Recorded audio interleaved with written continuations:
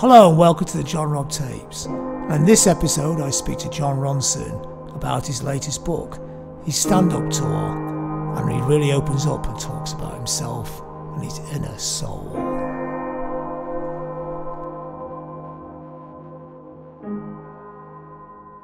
See, we've known each other an awful long time, actually, haven't we? About 30 odd years. Yeah. I mean, I have such memories of you at the boardwalk in Manchester, just before the whole Manchester thing hit, and we kind of knew. Well, I say we knew that something was going on. You knew that something was going on. I was completely oblivious to it. In fact, can I just tell you? I just remembered something. I was in the Frank Sidebottom tour van one night, and somebody had a cassette of the Stone Roses forthcoming album, and he put it on, and everyone was sitting around going, "Oh my God, this is unbelievable!" and I was sitting there thinking, like, silently thinking, but too ashamed to say, I have no idea if this is good or bad. Like, I just don't know. And I realised, and now, of course, I know how good it was, but it made me realise that I was, like, way more musically illiterate than people like you who were, fantastically on top of it all. Maybe I was lucky that the stuff I liked would connect with people. I mean, because you were quite involved in the music scene, weren't you? You managed a band called Manfred Del Monte. Mm-hmm. He was a talented guy. Oh, super talented. He now lives in New Orleans. No, he was in New Orleans until the Hurricane Katrina. And then they moved, everything got destroyed, and they moved up to Lawrence, Kansas. So they now live in Lawrence, Kansas. Wow, I've been there. Right. So, and also, you wrote as well, didn't you? You used to write for Sounds. You were like my understudy. Yeah. Honestly, my early career is really indelibly entwined with you. Yeah, City Life, local listings magazine. And that's all the first kind of writing you'd done, isn't it? Yeah, what happened was, I was writing from a college newspaper back in London. And my lecturer, David Cardiff, his name was, took me out for a coffee and said, this when I was maybe 19, and he said, "You're the only person on the college newspaper who knows how to write." And I thought, wow, like, this was the first time somebody had actually sort of looked me in the eye and basically gave me career advice. So then when I moved to Manchester to work with bands, because I became the social secretary, and so that's how I met Frank Sidebottom and the Manfred Del Monte, and they both pretty much simultaneously invited me to move to Manchester to work with them. So then when I was there, I started working for City Life magazine just to make some extra money, and it just became kind of really clear that I was much better suited for the writing world than the music world. The Manfred Del Monte were a really, really good band who I feel failed to thrive because I was their manager, and I just wasn't good enough at it. I just think they're the wrong place at the wrong time. Yeah, that's true. I'm being too self-deprecating. Manchester took off. If it hadn't been Manchester, they would have slipped in a James slipstream, wouldn't they? Well, yeah. I mean, the family tree was the Smiths gave birth to James, and then James was all ready to give birth to the Manfred Del Monte, but the Stone Roses and Happy Mondays came along at exactly that time, and then it became perceived as a kind of class thing. Like the Roses and the Mondays were seen to be like working class, and the Manfred Del Monte was seen to be middle class, which was ridiculous because we all lived in exactly the same houses, flats, places. Yeah, exactly. In the same parts of town. I actually lived next door twice to different members of the Stone Roses. I lived next door, but one to Rennie in Gorton. I've been there. Right. And then I lived literally next door to Manny, the bass player in Rusholme. So it was ridiculous to sort of divide us class. Village Manchester, everyone's in the same pot, weren't they? Exactly. But that's what happened. And this is your ground, and this is where you're learning your craft. You're learning about writing. Yeah, writing but also just being with interesting, eccentric, mysterious people. I remember I started presenting when the Manfred Del Monte fired me. Terry Christian, of all people, took me under his wing and got me a job as his little assistant on the show, wasn't it? Like the guy he could talk to on his radio show, I guess. Yes, exactly. On this local Stockport station, KFM, and Craig Cash was there, and Carolina Hearn was there. I mean, amazing that the other scene, the parallel scene of the rising. The comedy and broadcasting. But what was really good was meeting both music and being on KFM. Introduced me, to sort of interesting, eccentric, mysterious people, and I would feel like Alice through the Looking Glass. So, for instance, when I was on KFM, there was this. I used to get this kind of regular. I don't think I've ever told this story. I used to get this regular phone call from this sort of sultry-sounding woman who was like flirting down the phone to me. I was like 20, and then one night she invited me to a party. So I thought, okay, and it was in Chorlton. Not that that really matters, but I thought, well, I'll sit in the car and see what sort of people go in and out of this party, and then I'll decide whether or not to go in. That's as nerdish as I thought you would be. Yeah. So I sat in the car, and all of these like freak humans were like going in. And I thought, okay, I'll go in. So I went in, and we started dating, me and this girl. I remember she took me downstairs to her bedroom, and I heard one of the party goers saying, "There's Nikki taking another man down to her bedroom." And we started dating for about 6 months, and she was like fantastically, but also, you know, unnervingly, sort of, you know, nuts, for want of a better phrase. And it was like it was just, I felt like Alice through the Looking Glass. You know, I had a very shitty childhood in terms of just like being alone. And suddenly I found myself with all these amazing people. So you found it quite empowering. It brought you out of yourself. Yeah. And it made me realise that what I really wanted in my life was mystery, and that's what taught me to be a writer. I mean, it's funny because when I knew you at that time, I never thought that you were as introverted as I've realised that years later. I don't know whether that's because it's Manchester and everyone's just dead friendly to everyone else. You don't assume that people are quite nervous or shy. But I was really nervous in Manchester. I thought everyone was kind of better than me. Like I'd come from London, well, I'd come from Cardiff and then London, and I'd gone up to this place, Manchester, where everybody seemed so together and cool, and often, not you, but other people a bit kind of standoffish, you know, because I was a southerner.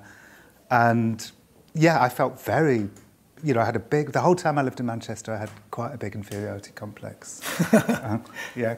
But I like that. I like the way you've used that as a tool, really. You know, the way you write and the way you interview people is quite disarming, isn't it? Because you actually, most of the time in interviews, the interviewee or the interviewer takes a kind of aggressive role like this. But you kind of do it like that. Yes. You pull it out of them. So do you deliberately tap into your sort of nerdish 15-year-old? I think it's just always there, you know? It just follows you, you know, the 15-year-old Ronson just follows me around wherever I go, into new rooms, meeting new people. Do you find that it's actually quite I mean, it's not as cynical as it sounds, but do you find it quite a good tactic or a way of working or a way of getting things from people in interview situations? No, because it is just who I am. It's just real. You know, what I've managed to do, so I'm doing a lot to my hair. What I've learned over like 30 years is I've gone from being a persona to a person. So I think the me that's now in my stories is actually who I am, as opposed to some sort of slightly exaggerated or heightened, you know, version of me, which I would probably have done, you know, 20 years ago. Because you were nervous? Yeah, or maybe just because I didn't have the confidence or intelligence to really work out what my voice was. So when I was starting out, I was emulating people like P.G. O'Rourke and, you know, Hunter S. Thompson and people like that. Sort of gonzo journalism. Yeah. It just takes story. Yeah. It just, and then when I was starting making documentaries, I suppose I was kind of really inspired by Nick Broomfield and Michael Moore. And it just took me a while to figure out exactly what my voice was. And it's not that different. Well, I suppose it is quite different, actually, from all of Nick Broomfield, Michael Moore, they have that American confidence, don't they? They have those booming voices. Yeah. And actually, Broomfield's British, yes, to Michael Moore, but Broomfield's more sort of polite. But he acts like an American, doesn't he? He's certainly quite, a bit like Louis Theroux. They're more sure of how they see the world, I think, than I am. So Louis, I'm a really big fan of Louis, and I watched his opioid documentary the other night, which I thought was, you know, amazing. A very similar style. Similar coming style, from a different angle. I think the difference is that Louis is probably a bit more. He goes into a situation. He doesn't mind telling people if he thinks they're wrong. So he's a bit more sort of combative. I like to slide into a situation with no judgment. Judgmental, that's the word I'm looking for. I think Louis and Nick Broomfield are both a little bit more judgmental than I am. I try and take judgment completely out of the equation, because I think if your head is filled with judgment, there's no room for curiosity or, sort of empathy. So I suppose that's the difference between us. But I think that's totally the art of your craft, to go to the dark side, but not go in there with any level of judgment, like you're saying. So you read an interview you see the interview you do with Katie Hopkins, sort of national public enemy #1. But you find an empathy, humanity in there, which I find quite fascinating. Although I think she was playing me a little bit. I left I left my time with Katie Hopkins thinking I have convinced her to be a little bit more liberal, and turns out I hadn't convinced her that. She got much worse afterwards. So you playing her and she was playing you, or? No, I think I was genuinely trying to figure her out. She had just done that column where she called migrants cockroaches and basically said she wouldn't mind. Utter low point. And said she wouldn't mind if they drowned. And I looked at that and I thought, this is like somebody... It felt to me like it was almost an act of self-destruction. Like, here's somebody cutting the brakes in their own car. Because she'd done like a few pretty brutal, horrible things just before that. Yeah, she struck me as like a spree killer growing increasingly frenzied. And so that's why I wanted to interview her. I was like, well, what's going on? Why would someone want to do this? Like, make themselves such a hate figure and say such terrible things? And so I interviewed her 4 times, once a week for 4 weeks, just to try and get inside her head. And how far did you get inside? Well, I remember one thing. At one point, I got out the psychopath checklist, not necessarily because I thought she was a psychopath, but because I think that the 20 items on that checklist are quite a good way to interview someone, because they can take you to places where you would never normally go. So these are items like, because I wrote a book about psychopaths. So these are items like cunning, manipulative, or glib, superficial charm. So I would then say to Katie Hopkins, would you say that you're superficially charming? I'd ask questions that you wouldn't normally think to ask people. And I got there. She said at one point, I identify with that murderer thing where you just click off. I remember she said that at one point. You know what? I did get somewhere with her. I just remembered at one point she gave me the most incredible speech about all her humiliations over the years. There's a great American psychologist called James Gilligan who says all violence is an attempt to replace shame with self-esteem. And the empowerment of violence. Yeah, when you've got a gun in somebody's face, they give you respect. So I put that to Katie Hopkins, and she gave me like a litany of all the times that she'd felt shamed and humiliated, and how it makes her skin thicker and thicker and thicker. And I thought that was a very telling, sort of revealing moment. So when you get an answer like that, and you're locked in an interview situation, and you're asking the 20 psychopath questions, how much does that relate back to you? When you're asking those questions, you're thinking, hang on a minute, I'm a psychopath as well. When I was writing I have so much anxiety that the thought of me possibly being a psychopath never crossed my mind. But when the psychopath test came out, I have had so many people saying to me, oh my God, I was reading a book and I was thinking, oh my God, that must mean that I'm a psychopath. Oh my God, I identified that trait to myself, I'm a psychopath. And then they say they get to the bit in the book where I say that if you're worried, if you're reading this and you're worried that you're a psychopath, that means you're not one, because psychopaths never worry. Why would they worry? Is that the get out? Question 20. Yeah. If you're worried that you might be a psychopath, that means you can't be one. It really surprised me that there were so many people wandering around thinking they might be psychopaths after reading my book. I didn't realise that was... How much of your writing and your fascination in those kind of parts of human psyche is actually putting yourself on, the couch? Oh, a lot, especially the most recent thing I've done. In fact, I'm doing a live tour at the moment where I am more personal than I've ever been, by far. Because I had a little mini sort of 2-week breakdown in January, and the whole time through it, I was kind of making notes, And so this live tour that I'm doing at the moment, I actually talk a little bit about that. So it's like super personal.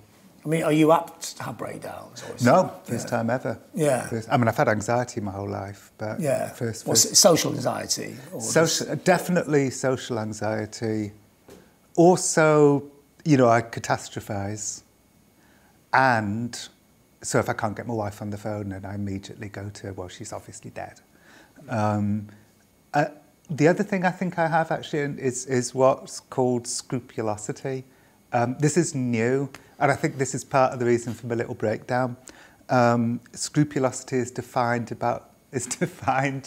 as having excessive concern for moral or religious issues, and it's quite common in anxiety, and it's why I have always seen anxiety as like a disease of moral goodness, you know, because I get very nervous about like doing the wrong thing, like making a mistake, making a sort of ethical transgression. So those are my three main anxieties. So that kind of feeds into your concerns about Twitter, doesn't it? Yes, yeah. That's also frustration, though. It's like, you know, that, you know, people are being bullies. And anyone who was bullied at school, if you were bullied at school, it can take you down a few different alleys. I think if you get really badly bullied at school, it can possibly make you narcissistic because you've got so much pain inside of you, you sort of cut it off and lash out. Or it can, you know, make you sort of very empathetic, and I think, you know, that's what happened with me. It's like, were you bullied at school? Oh yeah. And it's like I can't bear to see the self-righteous bullying. That really bugs me. Legitimised bullying. When you're bullied, it's funny, I had this conversation with Monica Lewinsky, who I've become friends with lots of shamed people since my book came out. It's a shame to people sort of attract each other. Yes, and there's a good reason for it, because the cure for shame is empathy. So if you've been through a really bad experience, you will seek out people who've gone through the same experience, because that helps you recover. So you were empathetic to each other? Yeah, but I mean, she was... Is there a lead empathy in her? Well, with me and Monica, like, she definitely was a lot more shamed than I've ever been. My shaming has been very, very slight. Yeah. Enough to know what it feels But it'd be like. enough to make you feel massive, especially with all the other things. If you're going to catastrophise, I suppose the slightest bit of shame would feel like the worst piece of shame ever for you, Yes, would it? Yeah. That's exactly what happened. You know, when my shaming book came out, you know, a small number of people became very verbally kind of, you know, opposed to it. I've got to say, without having read it, because they were opposed to the idea of it, because actually the book's really impeccable and kind of nuanced. So what were they opposed? That public shaming is one of the few weapons that are open to marginalised communities, and so if I'm attacking public shaming, I'm attacking marginalised communities. Okay, it's convoluted, but it is convoluted. There is an argument there, I suppose. No, I get it. But you know, if my book had been a polemic, then they would have had a right to be upset. But it's not a polemic; it's a nuanced, thoughtful, you know, journey through questions like that. So that's why it kind of bugged me. But yeah, it was a very, very small number of people, probably a couple of hundred people. But, you know, and otherwise the book was hugely well regarded. And yet, sure, I saw it as like the end of the world. Yeah, the one bad review that you memorise. Yeah. Out of 100 great reviews. Yeah. I mean, when you go in deep like that, and that's a deep thing to go into in your own personal psyche, lots of other people's personal psyches. I mean, how much of a sense of responsibility do you have, and how hard is it to go there? Very hard, and yes, and increasingly so as I get older. I've really noticed that. Like, I think it's much better to be, well, for me, it's much better to be a journalist at 50 than at 30, because at 30 you're ambitious, you're trying to make your way in the world, and that's going to make you less empathetic because it's going to make you more self-centered. But now, you know, particularly because I've had, like, you know, success, I don't need to worry about that stuff anymore, so I can really dwell on, you know, the ethics of what one does. So yes, the public shaming book I wrote and this podcast I just brought out, which is the one I'm touring at the moment, called The Last Days of August, are very much about the kind of ethical responsibilities of journalists, I'd say. Also the personal thing. I mean, not all the books. I mean, Man as Dire Goats is not a personal trip. It's a different. It's a fascination with the oddness of the world. Yeah. But the books where you go into this kind of the flickering shadows of the psyche, and yourself and these other people. I mean, do you work yourself out there? You kind of. Yeah, I think so. I mean, I wouldn't say there's a catharsis. If there was a catharsis, I'd be happier. But yes, I'd say there's a sort of self-analysis going on, and there's a little bit of a catharsis, I suppose. There is a bit of one. Yeah, it's not a screaming catharsis, is it? It's no, it's like quite gentle. Yeah. But so yes, absolutely. I'd say, especially the most recent stuff, especially The Last Days of August and So You've Been Publicly Shamed. I'd say those two books are very sort of self-analytical, and the Psychopath test, actually. Another thing, I was fascinated by the way you kind of talk and the way you do podcasts and the way you write. It's a gentle voice tackling very, very big subjects. In a world where everybody's shouting really loudly, you talk very quietly, but somehow say things louder. I'm surprised, especially in this country. Everything is quite knee-jerk adversarial, I think. Now, because of the internet, because of Twitter, all the things you talk about, everybody thinks they're right, and everything's black or white. There's no middle ground, and you're operating in that middle space, aren't you? and then people don't like, some people think that's weak, that's like a weakness, because, in this day and age, you have to be there or there. Being in the middle, not in the middle, that's the wrong word, just being curious, curiosity, because I wouldn't call myself like a centrist, but, because I'm fundamentally on the left, but being curious and being open and to hearing people's voices and hearing people's experiences, that is often these days considered a weakness.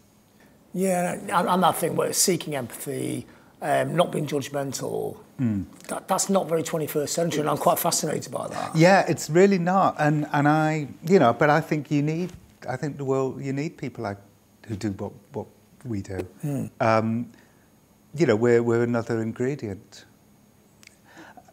Yeah. And on that journey, you go to things that are quite extreme, quite odd places, odd people doing really bizarre things. And there's a fascination with these kind of the fringes of society, isn't there? Yeah. Because I remember years ago, you're one of those nerds who's really into Charles Manson, weren't you? Yes. Yeah. That was stupid. That was like But there was a sign there where you're going to go next. But fascination with people kind of go off the edge into another place. But in a way, it's kind of saying there is no normality. Yes. Nothing is normal. Everything is weird, really. Yeah, absolutely. It's, the difference, I think, between me and some of the people who do that kind of thing is that I'm not there to, poke fun at them, to be superior to them, to be judgmental. I'm there because I think we're all damaged and, we're all a mess, and so I feel like I'm going into those situations as on a level playing field. And I think that's why, the porn stories that I've just done, The Butterfly Effect and The Last Days of August, I strongly feel that, I did a porn podcast not long ago, and the first question, it was a porn star, was the podcaster, and her first thing she said to me was, thank you for humanising us. And I said, well, that's, crazy that you have to thank me for humanising you. You're human. But the fact is, it's true. Everyone goes into the porn world with some sort of agenda, some ideology, and it's really, really rare for somebody to go in just curious and wanting to learn and be empathetic and be non-judgmental. So, so I think that's the difference between me and some other people who kind of work in those kinds of areas, that I'm not in the slightest bit superior to them. So when you tackle something like porn, what's your angle? What's your take on it? I mean, obviously, yes, you're not being judgmental on it. It's there. So it's kind of saying, why is it here? Or is it just saying... No, it's different to that. I would never do, I want to do porn now, or I want to do this. There always has to be a sort of intriguing inner story. So what was it in the story that pulled you in? It was, two things. First, when I was writing So You've Been Publicly Shamed, I met my first ever porn star in the lobby of a hotel in Los Angeles. So the receptionist phoned and said, your guest is waiting for you downstairs. So I went downstairs and everyone in the lobby was dressed, exactly how I dressed, like in sort of shapeless hoodies. And except for Princess Donna, who was dressed like a kind of great mad peacock in a very tight dress and looked like a porn star. So in character. Yeah. I mean, maybe she'd come. I didn't realise at the time, and now I realise is that that's actually very rare. Like porn stars don't dress like porn stars, but for some reason she was. Maybe she was coming from a job or something. I don't know. So, but as I walked towards her, I looked over at the receptionist, and he was looking at her, and the look on his face was one of total contempt. And I thought, I bet you'd be comfortable with her if she was on your laptop, but not in your vicinity. So that was one thought, that look, which kind of duality. Yeah, hypocrisy and cognitive dissonance and, a whole bunch of stuff must have been going on in his head. Cognitive dissonance is when, you find it painful to hold two opposing views in your head at the same time. So then I started reading like porn blogs. I was sort of interested in knowing about their lives. And the thing that was really bugging many, many porn people was how Pornhub had basically robbed them of their livelihood. And Pornhub wasn't created by porn people, it was created by tech bros, who were basically and tech bros are basically considered reputable. Less so now, but were more 3 years ago. Whereas porn people are considered disreputable. And it's almost like they deserve to have their money taken from them. Yeah, or we don't want, not so much they deserve, but we don't want to know. Like, we don't want to know because if we don't want to know about their lives because we have to objectify them. So all of that became really interesting to me. So that's what brought me into it. So was there like almost a naivety of people who are from porn stars? They're entering into this thing, but they don't really understand how they're going to end up 5-10 years down the line. That's definitely the case. And it's very often because of the hypocrisy of outsiders. So one example, I met a guy called Dale DeBone, who was in porn for ages, left, became a nurse, really found his calling as a nurse. He was a great nurse. And then one day, because of Pornhub, like before Pornhub came along, if you chanced upon a Dale DeBone porn film, you would have had to have made the effort to go to a DVD store. It's a lot of effort. Now, all of Dale DeBone's films, just like everybody else's films, are right there for free, pirated on Pornhub. So Dale DeBone, suddenly, because of Pornhub, became much more recognisable. So he was called into the HR department and fired because they said, if anybody ever makes a claim of sexual harassment against you, like any of our patients, you would immediately lose. Yeah, because his case is going to be difficult to prove, I guess. Yeah, exactly. So, very often the bad lives of porn people are because of the hypocrisy of outsiders. And I say hypocrisy because, almost everybody watches porn. August Ames, who I made my second porn season about, is a porn star who died. The last time I checked on her Pornhub bio page, almost nobody reported her death, like almost no one. Because she doesn't actually exist off camera. Whereas Pornhub has her video view count. On that one site alone, last time I checked, her videos had been viewed 585 million times. Wow. Yeah, nobody covered her death. And by the way, her Pornhub bio has her in the present tense, still alive. Oh, okay. Yeah, they've kept her alive. That's really odd. But that's a reflection of pop culture, isn't it? Nobody dies in pop culture, do they? Yeah, that's very true. Would you say porn is the only honest pop culture in a weird way? Like pop music and film is porn as well, isn't it? Soft porn. Right, well, although porn isn't... I mean, they're sort of kind of athletes. So I'd say that's not... I'd say porn isn't really real either. Because, No, I don't say it's realer, but more honest. This is what it is, this is what it does, Oh, I see. Yeah. Yes. It's not pretending to be art, it just is what it is. Yeah, that's very true. But it is still art. In that, for a start, it's as I say, it's like athletics. It's like you've got to be as good at sex as, when you used to go to the Royal Tattoo and you'd have like 15 people on top of one motorbike. Interesting parallel. Yeah. So with the investigation into porn, what do you think it tells? What does it tell you about society, modern society? Oh, so much. As I said before, I think one thing the story really tells you is about how we should sometimes rethink who we should consider reputable and who we should consider disreputable. I found the porn community, when I was making the first show, The Butterfly Effect, a very supportive band of outsiders, you know, caring for each other, whereas the tech bros didn't give a flying fuck. Mm. When I made The Last Days of August, though, which is a much darker porn story, you know, about the death of a porn star, you know what I really learned? Somebody asked me this on stage a couple of nights ago, and you know, one thing I really learned, and this will sound a bit odd, I never sort of see the world in terms of gender, because I think that there's bigger differences between individuals than there are between genders. And that fits in my worldview, that we shouldn't be ideological. And I hate that fucking all women are great and all men are terrible. You know, I hate that shit.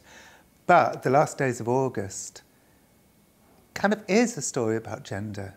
You know, the women in that story behave very differently to the men in that story. In what kind of ways? Well, the men are dismissive, emotionally withdrawing, in denial about the bad things that can happen to women on porn sets.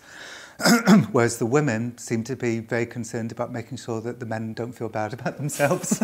Yeah. So a very cliched idea of masculinity and femininity. That story, you know, I went into that story without any ideology at all, because I'm not ideological, really.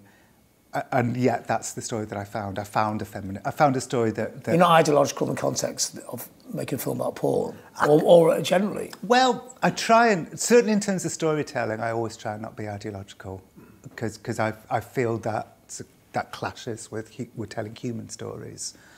But The Last Days of August is a really good example of me going in to tell a human story, which turns out to be very ideologically similar to, you know, what some feminists would say. So, you know, it became like a feminist story, but without me planning that. So all ideologies, the edges are blurred, aren't they? There's, people are actually going to places they didn't expect they would go to. Yeah, if you're too ideological, that means you have a thesis, that means you're a bit closed to, you know, how could the story unfold, you're not properly listening. You know, this is why I'm really against ideology in storytelling. I mean, as a human, I have ideologies. You know, I believe in certain things. As I say, you know, I'm much more on the left than I am on the right, although there's certain things on the right that I do agree with. But you know, primarily I'm very much on the left. So as soon as you get behind the camera, get on the stage, get behind the laptop, you drop all this and... Well, when I'm editing... Yeah, I mean, yes, when I'm writing or whatever, like I get rid of any prejudgment, any ideology, always, because I want to meet people as humans. I mean, and it does make me a little naive at times. I remember years ago when I was living in London, I said to my next door neighbour, you know, I'm making this like documentary about a religious cult, and the leader is being so mean to me. And my neighbour said, why does this always surprise you? You know, like, oh my God, I've just been with the Ku Klux Klan and they were bastards. But I sort of think I kind of think you need that. Yeah. You need that. You need that openness. Because you went to the Ku Klux Klan. Oh yeah, I've been with the Klan. Which was your scariest moment, I think. Actually, the Klan themselves weren't that scary. The people who were really scary were this skinhead group called Aryan Nations. They were fucking terrifying, and I think I was at literal risk. Yeah, didn't you get out your car and they all surrounded you? Yes, and basically asked me if I was Jewish. Yeah. And I said, no. Jewish? Me? Come on, you guys. I guess they weren't that great at detectives, were they? Well, actually, one of them diffused the situation. A slightly older one diffused the situation. And to this day, I don't know whether he did it, you know, just to be nice, or at the time, there was a lot of infiltration into extremist groups by American law enforcement. And part of me has always wondered whether the person who sort of saved my hide that day might have been like an undercover agent or something. Okay, yeah. So it's like a triple bluff. Yeah. But I've no idea. But it definitely crossed my mind, knowing like how many undercover officers you would get in clans. And, with the 2 clean shoes on. Well, yeah. So when something like that happens, it's almost like gold for you, isn't it? That moment where you're in a very heavy situation, a very black and white, ironically, situation. And there's a tiny little crumb of humanity. Yeah. Is that what you're looking for? Yes. Although more often now, I won't go to like... As it happens, I am about to do another Nazi story. There's a particular Nazi story that I'm going to do this year. But I tend not to go to like extreme places like that anymore. Is that because you've got a wife and a kid? You know, there's more to carry around now. It's not just you, is it? Possibly. I'm less keen to put myself in danger than I used to be. But it's understandable. Yeah, which is understandable. Yeah. But that's not the sort of conscious reason. The conscious reason is that I'm trying more and more to tell stories that aren't far away in the fringes. So, for instance, my book, So You've Been Publicly Shamed, is about the cruelty that we do to us. So you don't have to go to the Ku Klux Klan to find cruelty. You can go to your next door neighbour. Yeah, exactly. Or to yourself. Yeah. And I think it's more rewarding to tell stories in our world somehow. And I think So You've Been Publicly Shamed is really a story that's set in our world. I think The Last Days of August too it might be in the porn community, but it's really a story about us, about our world. And I find that definitely more rewarding these days. That's really the strength of your work, really. It's not just like, look at these freaks. Yeah, exactly. Let's laugh at the freaks. It's joined on it, and it's a mirror that reflects back on you as well. Yes. As a reader. When I was only doing stories in like really far away communities, like clan, meetings and so on, a little bit of me always felt like this isn't perfect. This isn't exactly what I want to do. Almost like a voyeurism, a tourism. No, just like, why do I have to go to some extreme place to get to get material? I'd read like Nick Hornby novels, and he would be making these like gripping novels set in like the Starbucks and the Angel. And I was thinking, why do I have to go to a clan meeting to get good stuff? Why can't I be more like Nick Hornby? Like, isn't that a better art? So I think the stuff I've been doing the last 6-7 years is more like that. It's more about our world. There's definitely the way your work has definitely changed over the years. So initially it was, I guess when you're young, you're always fascinated with the darkest thing possible, or the wildest, or the brightest, or whatever. And like going into Nicky's party, wanting to go to a, mysterious place full of crazy, mysterious people, like you would be really... I remember one time I was at Broadmoor, and I was sitting there and I turned to like the nurse and I said, God, I can't believe I'm inside Broadmoor. I feel so privileged. And the nurse looked at me and he said, we've got a spare bed if you like. But yeah, I used to feel so privileged, and still do, to get to go to places where people don't normally get to go. So that's part of it as well. There's still an excitement in there of that. Yes. Yeah. I still feel that excitement.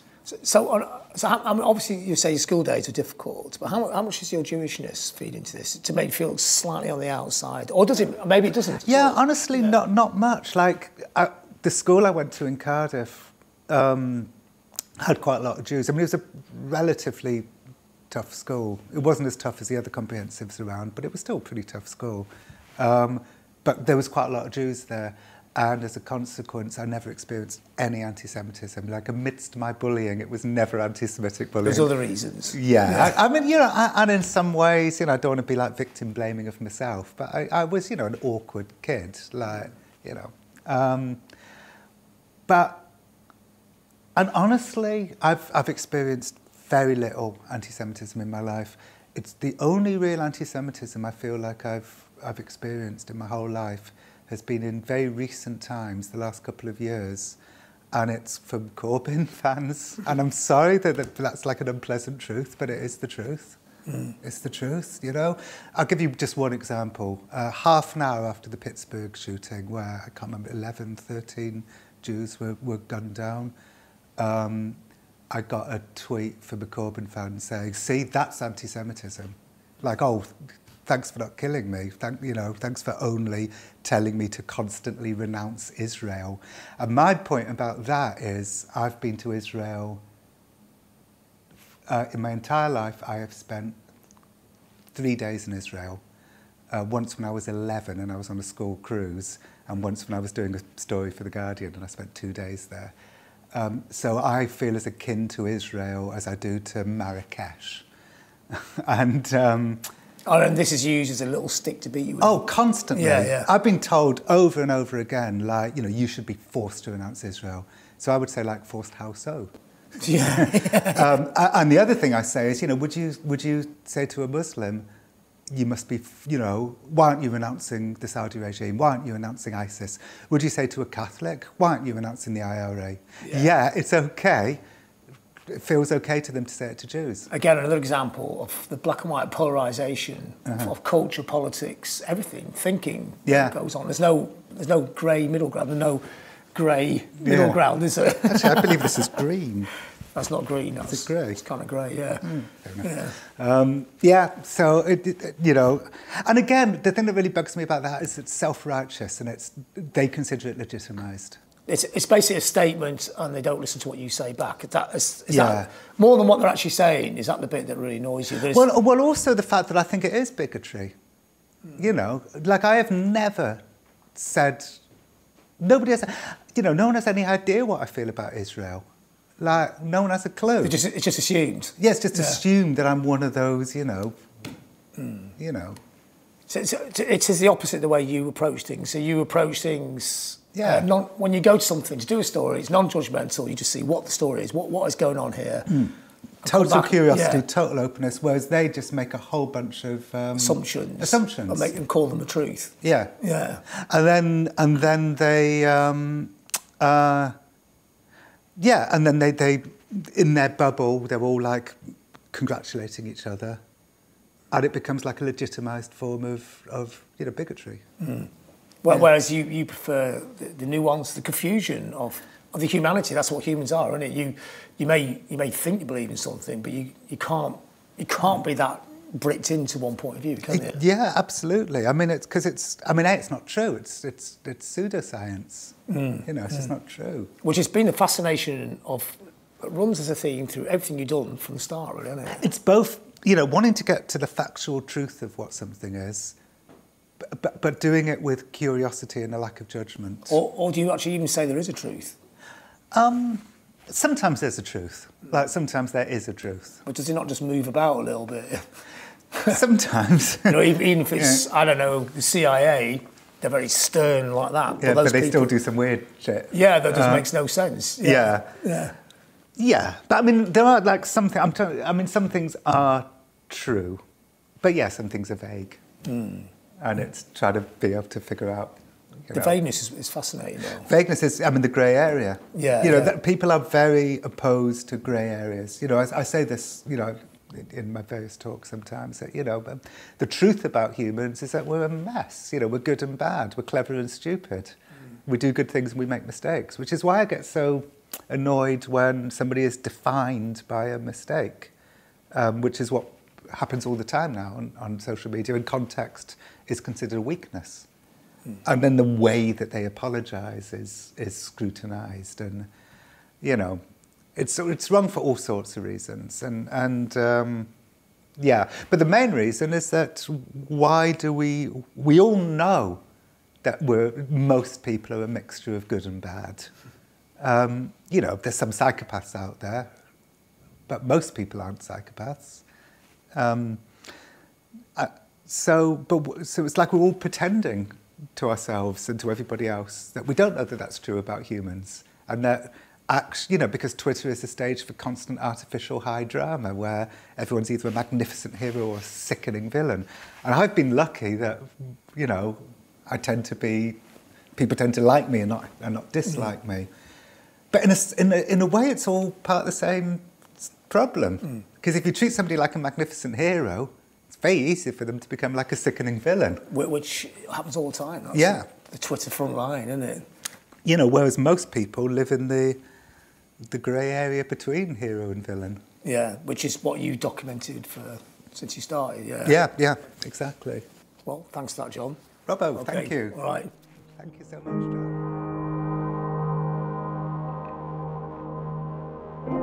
You've been listening to the John Robb Tapes with me, John Robb. Brought to you by Lush and Louder Than War and produced by Sophie Porter.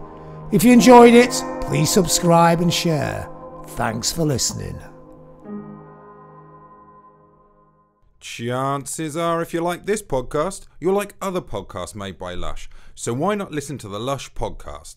It's a podcast. It's made by Lush, hence the name. Find it where you find podcasts, usually on the internet.